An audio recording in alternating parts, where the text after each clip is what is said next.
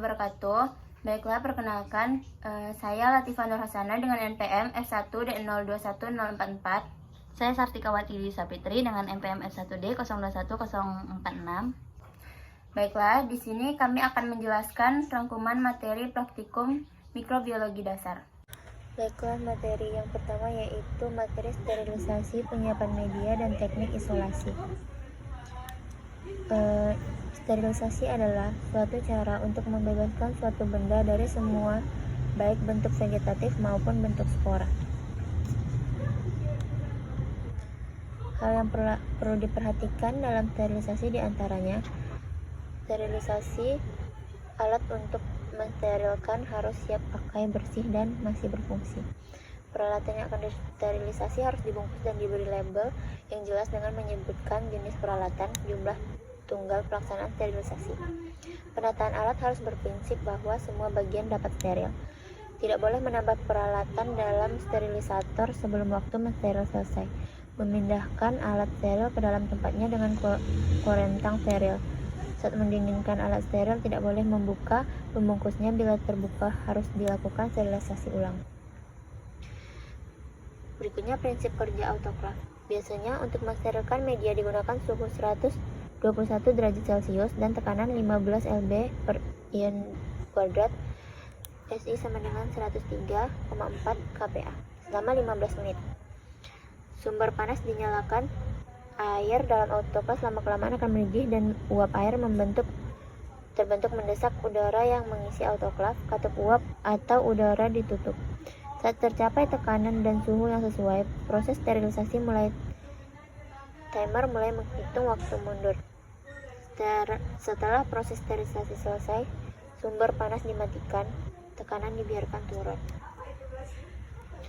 Teknik sterilisasi ada terbagi 3, yaitu teknik kimia, mekanik, fisika, dan kimiawi. 1. Secara mekanik atau filtrasi. Cara ini dipakai untuk sterilisasi yang tidak tahan pemanasan. Contohnya seperti urea broth untuk mensterilkan vaksin, enzim, vitamin, dan antibiotika. Yang kedua, secara fisik. Sterilisasi fisika dilakukan dengan cara pemanasan, kering dan basah, dan juga dilakukan dengan cara penyinaran. Yang ketiga yaitu sterilisasi secara kimiawi, dilakukan dengan cara desinfeksi.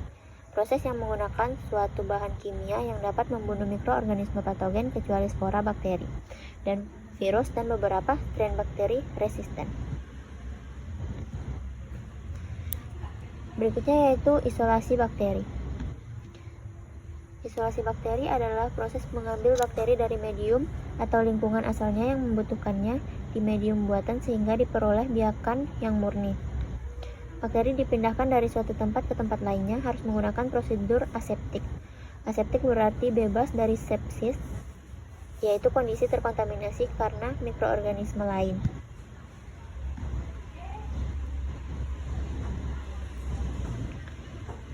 Teknik isolasi bakteri. Yang pertama, teknik penanaman dari suspensi. Terbagi 2, yaitu yang pertama spread plate atau agar tabur, yaitu teknik penanaman dengan menyebarkan suspensi bakteri di permukaan agar diperoleh kultur murni. Yang kedua, pour plate atau agar tuang. Teknik ini memerlukan agar yang belum padat dan dihitung bersama suspensi bakteri ke dalam sawan Petri dan dihomogenkan lalu dibiarkan memadat. Yang kedua, penanaman goresan atau strik. Terbagi 3, yang pertama goresan sinambung, yang kedua goresan T, yang ketiga goresan kuadran.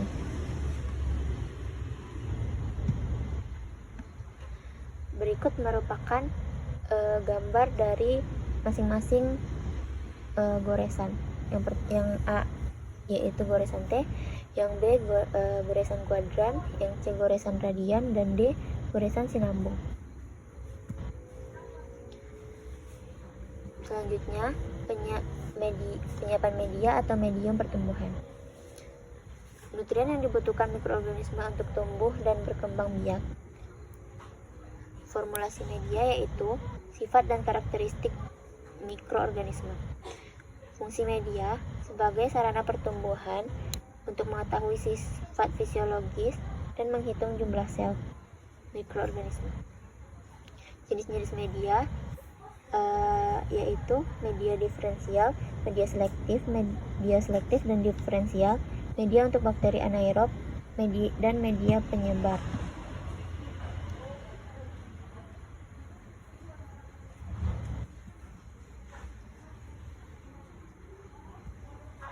Satu, media diferensial, media yang menunjang kehidupan beberapa bakteri.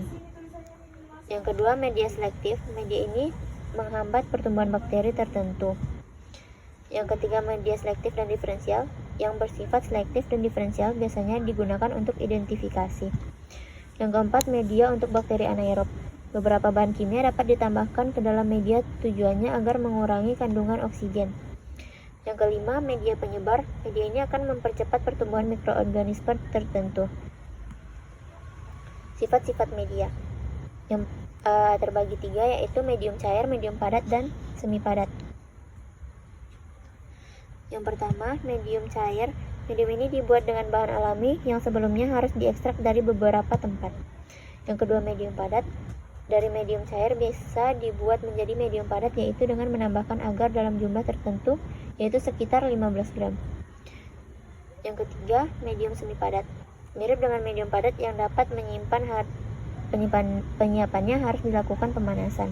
Selanjutnya untuk materi yang kedua yaitu teknik biakan murni atau kultur murni. Yang satu itu ada penggoresan, strict plate, dan penyebaran. Kemudian penuangan, ada kultur yang diperkaya, dan pengenceran berseri, isolasi sel tunggal. Teknik penggoresan dan penyebaran yaitu sampel, pengenceran berseri dengan larutan garam fisiologis, penggoresan atau penyebaran pada media agar dan koloni tumbuh menyebar. Lalu penggoresan berulang, kultur murni satu sel sama dengan satu koloni. Teknik penyebaran atau teknik sebar. Teknik ini merupakan prosedur rutin untuk isolasi bakteri dan menggunakan peralatan yang sederhana.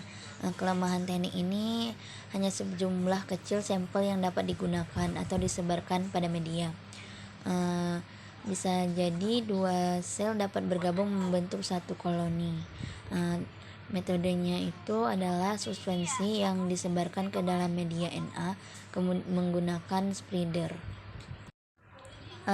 Berikut cara penggoresan kultur, yaitu ada goresan langsung atau sinambung, goresan kuadran yang dibagi menjadi 4, dan goresan radian, kemudian goresan T yang dibagi menjadi 3. Selanjutnya itu teknik tuang, yaitu prinsip pengenceran sampel dengan media agar cair dalam tabung reaksi sehingga distribusi sampel merata, dituang ke cawan Petri dan dibiarkan mengeras pada suhu ruang lalu diinokulasi. Teknik pengenceran berseri itu digunakan jika mikroba dalam kultur campuran terdapat dalam jumlah lebih besar daripada mikroba lain. Kemudian dengan tingkatan pengenceran tinggi, sampel hanya mengandung satu galur mikroba. Perlu dicek kemungkinan kultur. Pada pengenceran berseri ini, suspensi kemudian dimasukkan ke dalam ulangan 10 min 1 sebanyak 1 mili, kemudian dari ulangan 10 min 1 diporstek, dimasukkan lagi ke suspensi ulangan 10 min 3 sebanyak 0,1 mili, kemudian dimasukkan lagi diportek, dimasukkan lagi ke dalam ulangan 10 min 5 sebanyak 0,1 mili, kemudian diportek, lalu baru disebar ke dalam media agar. Kemudian diinkubasi. Lalu setelah diinkubasi dapat terlihat karakteristik kultur pada bakteri, kemudian karakteristik morfologi dan bentuk dan susunan sel pada bakteri. Baiklah, pada materi yang ketiga yaitu teknik pewarnaan. Pewarnaan adalah suatu teknik untuk mempelajari morfologi bakteri dengan cara pemberian zat warna kepada sel bakteri. Bagian-bagian yang dapat diamati karena dapat melihat zat warna yang berbeda oleh masing-masing bagian sel. Macam-macam pewarnaan. Yang pertama itu pewarnaan sederhana, yaitu hanya menggunakan satu macam zat warna. Bakteri hanya satu, tidak dapat membedakan sifatnya dan untuk melihat ukuran dan bentuknya. Contoh zat warna yang digunakan yaitu zat warna methylene blue. Selanjutnya pewarnaan diferensial, yaitu menggunakan lebih dari satu zat warna untuk membedakan sifat bakteri. Digunakan untuk melihat bagian-bagian bakteri dan dapat digunakan untuk identifikasi bakteri tahap awal. Macam-macam zat warna bakteri, yaitu ada safranin warna merah, gentian violet atau crystal violet warna ungu, methylene blue warna biru, melicet green warna hijau, carbolfuncin warna merah. Selanjutnya itu pewarnaan endospora, yaitu pewarnaan yang biasanya digunakan untuk melihat bakteri yang menghasilkan spora seperti Bacillus dan Clostridium. Pada pewarnaan endospora tidak dilakukan fiksasi, yaitu mainkan isolat, kemudian ditetesi melicet green di hot plate 3-5 menit, dibilas lalu ditambahkan 2 tetes safranin, kemudian dibilas dengan air, lalu diamati di bawah mikroskop. Selanjutnya itu pewarnaan gram. Pewarnaan gram ditemukan Christian Gram pada tahun 1884. Pewarnaan dasar yang rutin dalam identifikasi bakteri lebih lanjut. Kuman dibagi dua, gram positif berwarna ungu, gram negatif berwarna merah. Metode pada pewarnaan gram yaitu aqueous, kemudian isolat, ditetesi kristal violet 2 tetes selama 1 menit, kemudian dibilas, ditetesi iodin 1 tetes, kemudian kembali dibilas, lalu ditetesi alkohol 96% selama 15 detik, kemudian dibilas, lalu ditambahkan safranin sebanyak 2 tetes 30 detik, lalu dibilas dengan air, kemudian diamati di bawah mikroskop. Fungsi fiksasi pada pewarnaan itu proses melengkapkan sediaan pada kaca objek, kemudian mematikan bakteri tapi tidak lisis, secara kimia metanol, secara fisika pemanasan di api menyala atau bunsen. Materi keempat yaitu uji biokimia. Uji biokimia bakteri merupakan suatu cara atau perlakuan yang dilakukan untuk mengidentifikasi dan mendeterminasi suatu biakan murni bakteri hasil isolasi melalui sifat-sifat fisiologisnya.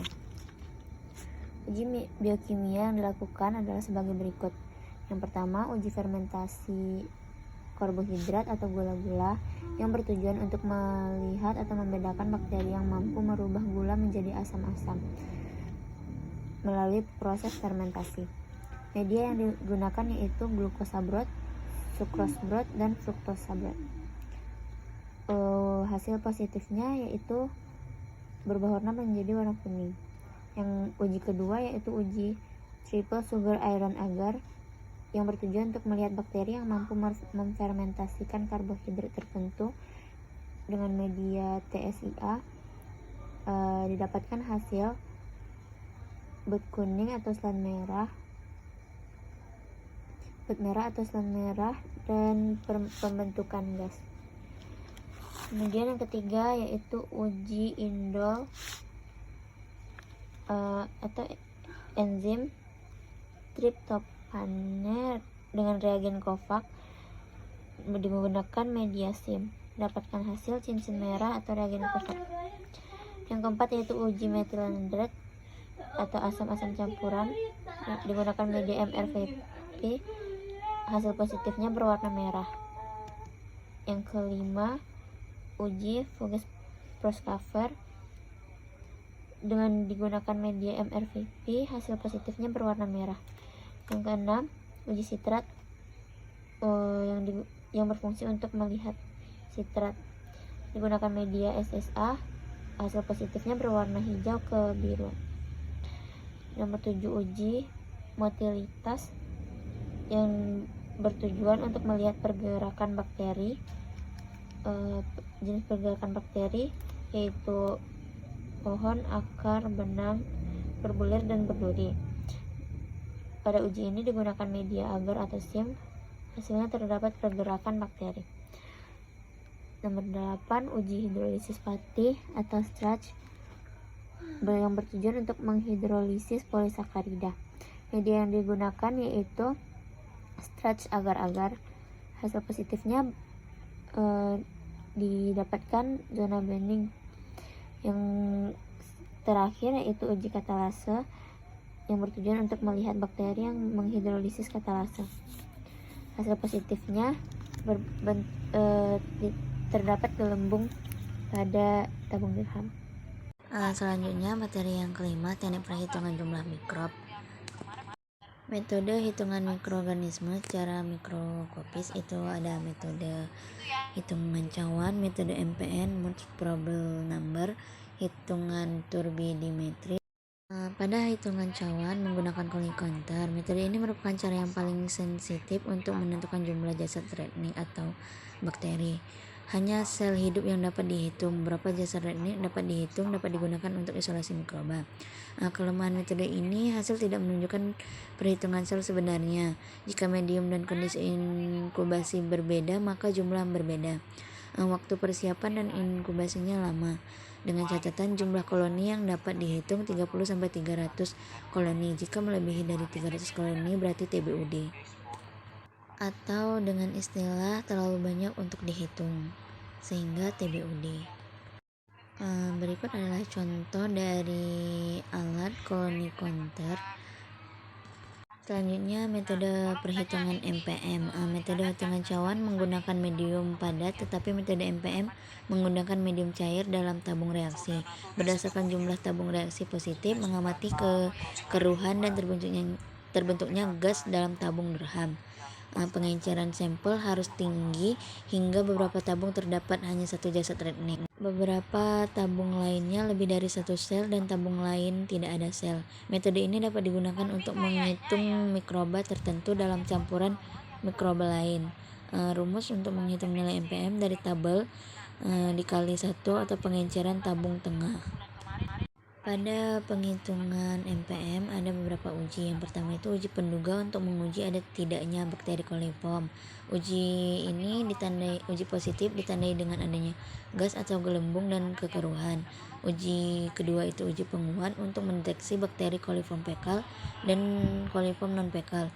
Uji positifnya ditandai dengan terbentuknya gas atau gelembung dan kekeruhan. Selanjutnya uji yang ketiga, uji pelengkap untuk mendeteksi bakteri gram negatif atau E. coli. Uji positif ditandai dengan perubahan warna menjadi hijau metalik. Metode perhitungan turbidimetri menggunakan alat nephelometri, alat pengukuran pemantulan cahaya yang dapat mengukur cahaya yang terserap pada suspensi bakteri. Namun, metode ini tidak digunakan pada praktikum mikrobiologi dasar. Waktu pelaksanaan. Selanjutnya materi ke-6 yaitu pengaruh faktor lingkungan terhadap pertumbuhan mikroorganisme.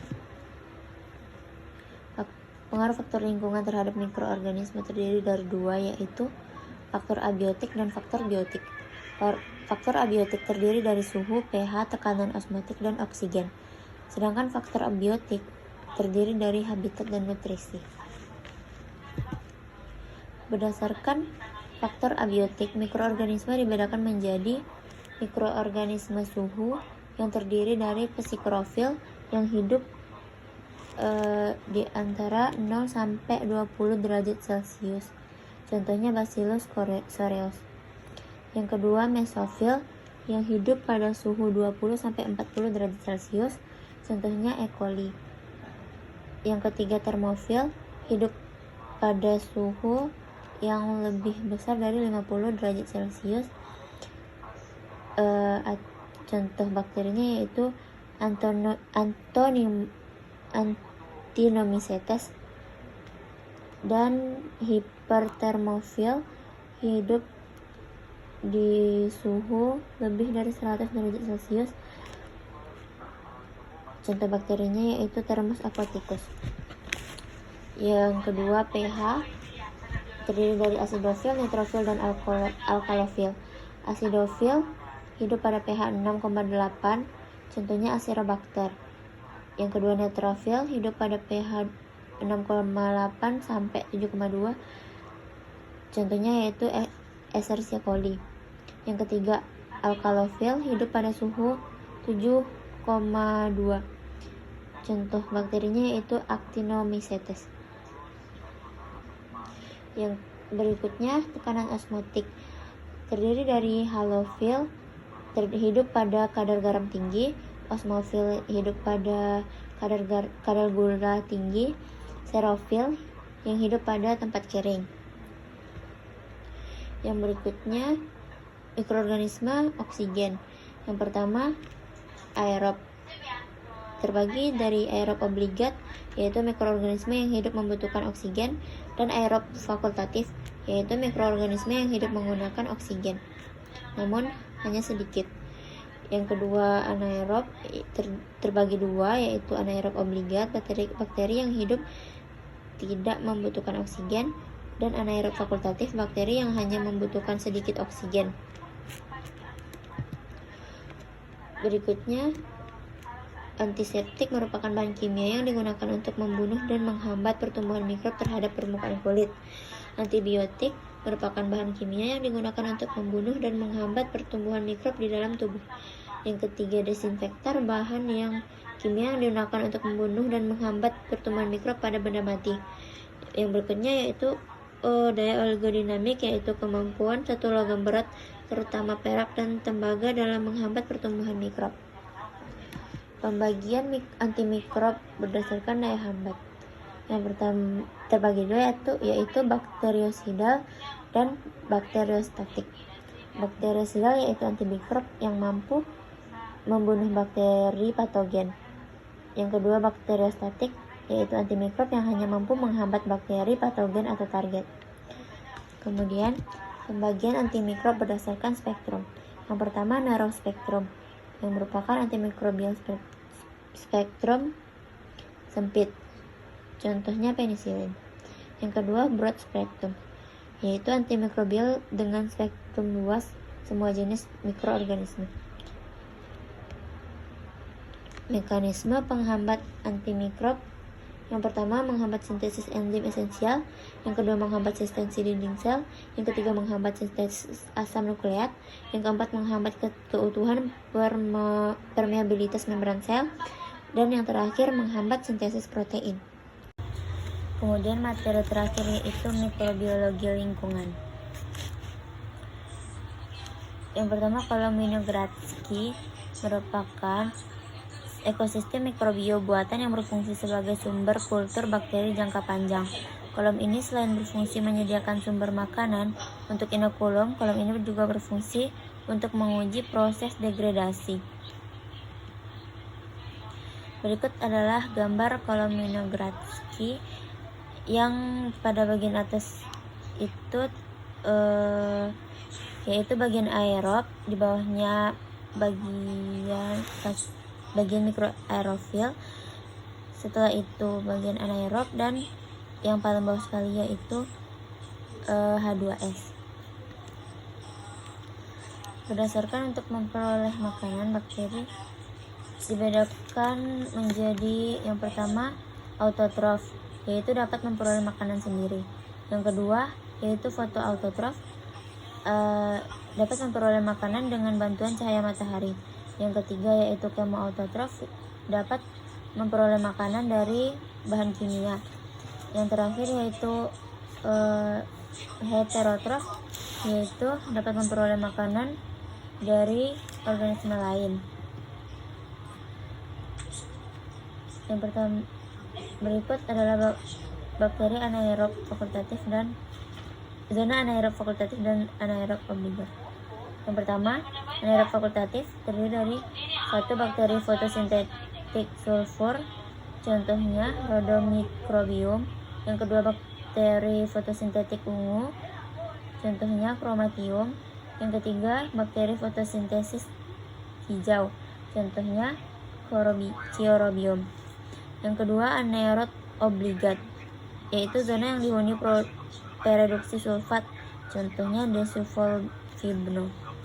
Contoh bakteri fotosintetik atau alga atau cyanobacter.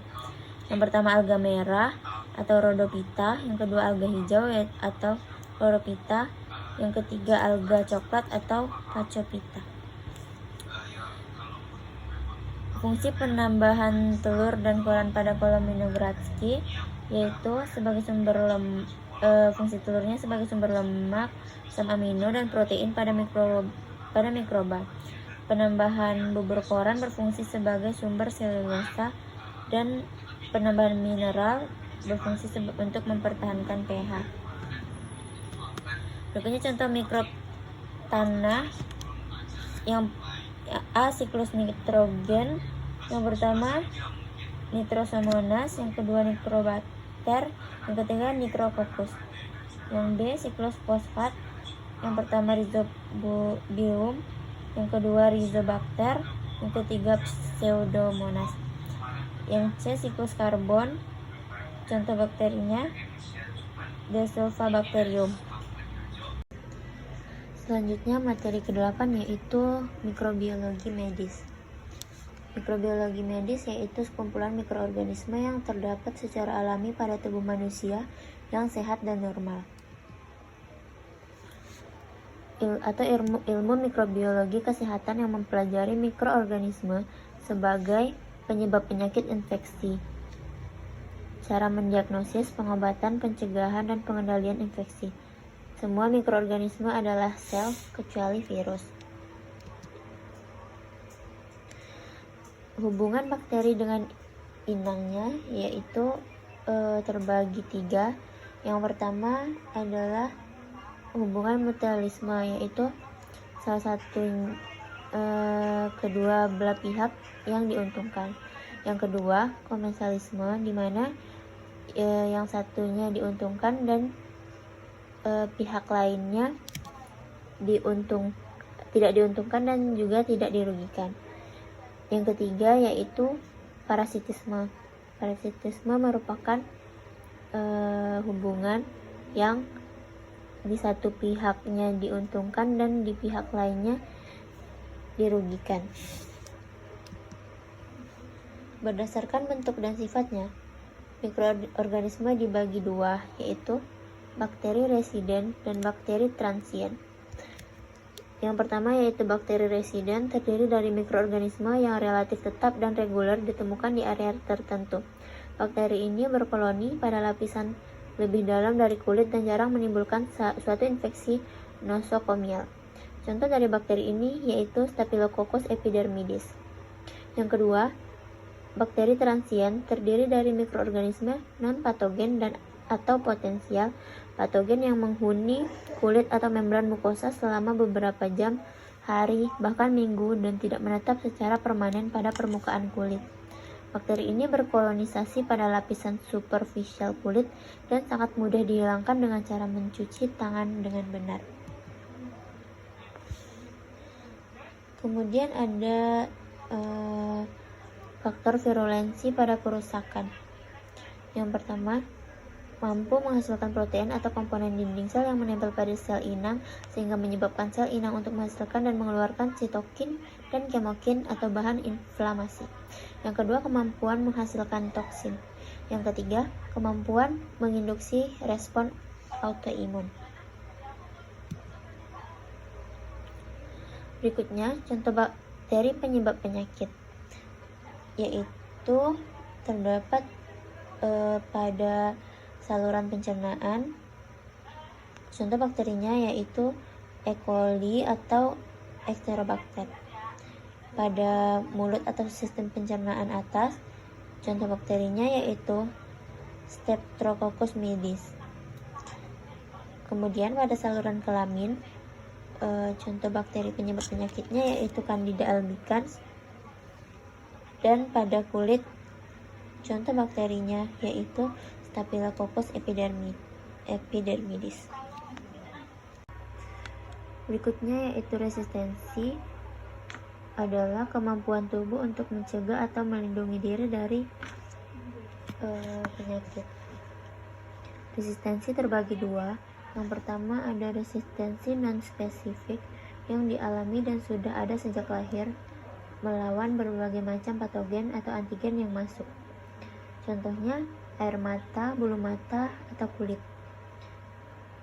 Yang kedua yaitu spesifik atau berasal dari luar tubuh atau buatan yang melawan antigen tertentu.